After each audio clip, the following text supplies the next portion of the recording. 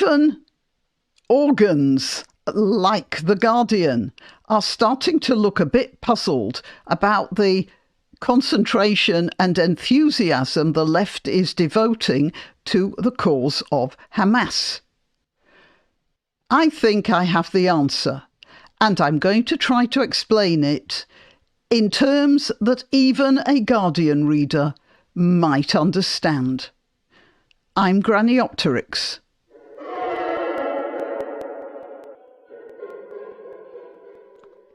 Now, we'll start with this Guardian article. You see, it says here, pro-Palestine protests continue around the UK for the 8th weekend. They're not saying it's bad, but they're becoming more and more neutral about it, which is unusual for The Guardian. When they start to go neutral on something, you know they're starting to feel a bit puzzled about it. And they're not the only ones who are asking why the left supports Hamas. I read an article by Nick Cohen,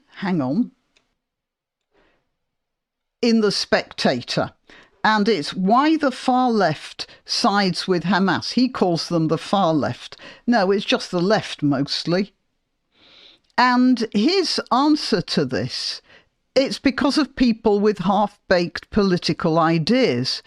So that's Nick Cohen's take on it. According to Andrew Klavan, you know, that American, very witty American guy, he says it's because because they hate the Jews.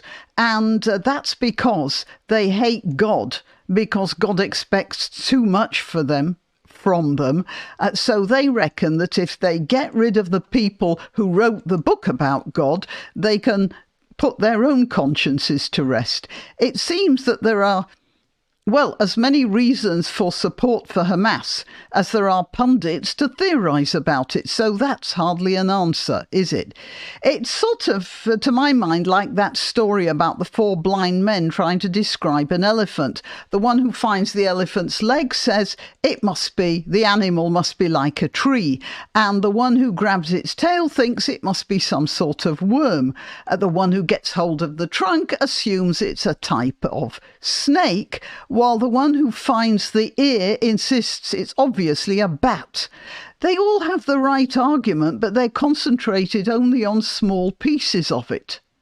So, while I acknowledge that some of this passion for Hamas might have to do with anti-Semitism, especially among the Muslim community, I've been looking to see if there's something else, the whole elephant, if you like. And that's because I thought of another example of the left making common cause in the wrong place, and that's Iran. And I'm interrupting myself here to remind you to click like, to subscribe and to share. And if you're on YouTube, remember to click the notification bell.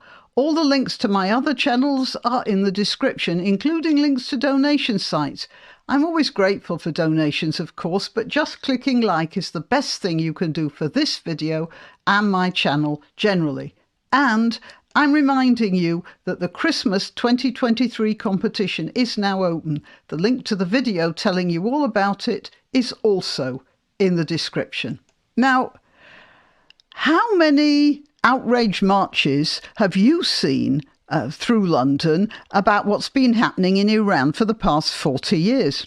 Is it 40 years? 1979, wasn't it? So actually it's near enough to 45 years. Almost 45 years, during which Iranian women have been barred from courses at universities, forced to wear bags over their heads and beaten to death by the morality police for not conforming. And you'd think some leftist feminists would be a bit, peeved about that. And then there are the Saudis and Yemen. How many years have the Saudis been bombing the living daylights out of Yemen? It must be over 10 years now. Outraged crowds? Well, if there were, I haven't heard of them. And of course, while I'm on the subject, there's the Ukraine-Russia war. over here, at least, people like George Galloway, and you might not know that much about him, but he's a politician of sorts who has always shown himself to be sympathetic to the Muslim cause, and now he's sympathetic to Russia as well, which is a bit ironic, considering how badly the Russians treat their Muslim minorities. But let's not look for consistency here, because it isn't religion or ethnicity, in my opinion. It's power. The only common denominator I've found in all of this is totalitarianism. Iran is run by a totalitarian regime. Saudi Arabia is run by a totalitarian regime. Hamas is running a totalitarian regime, and I think even the most committed Russophile has to admit that the Russian government isn't exactly democratic.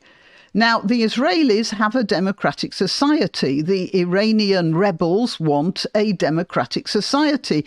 Ukraine was showing signs of developing a democratic society. And then there's the Just Stop Oil lot and the Greta Thunberg hurricane, who all want the totalitarianism of, how dare you?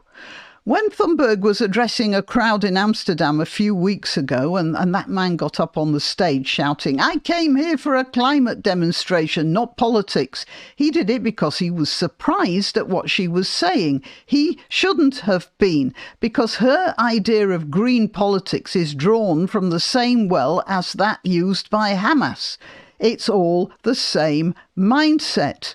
The Just Stop Oils, the Hamas, the Thunbergs. Now, let's just have a quick look nearer to home, should we? The EU, the World Health Organization, the UN, and it wouldn't surprise me, our own government, which is heading back towards the EU. They're all pushing for totalitarian systems.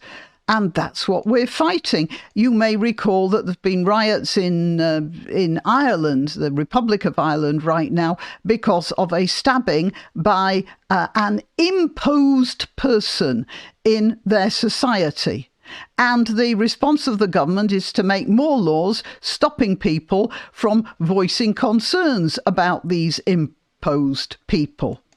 So there's a fashion for oppression which has gripped all but a few, the few, we happy few, we band of brothers who see the dangers.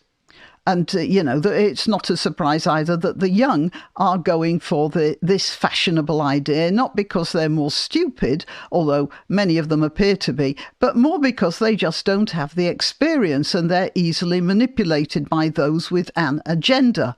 And so that's where we are.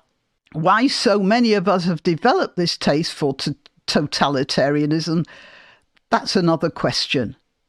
But I hope I have at least now described the whole elephant. Anti-Semitism is a part of it. There are other items that are a part of it. But the whole thing, the whole animal, is a totalitarian one. Until next time. Why not treat yourself or a favoured relative or friend to these magnificent examples of merch? The mugs and t-shirts come in the Graniopteryx design or Granbo with a firearm or the more deadly knitting needles. Go to www.graniopteryx.com and whatever platform you're watching this on, please click like, subscribe and share.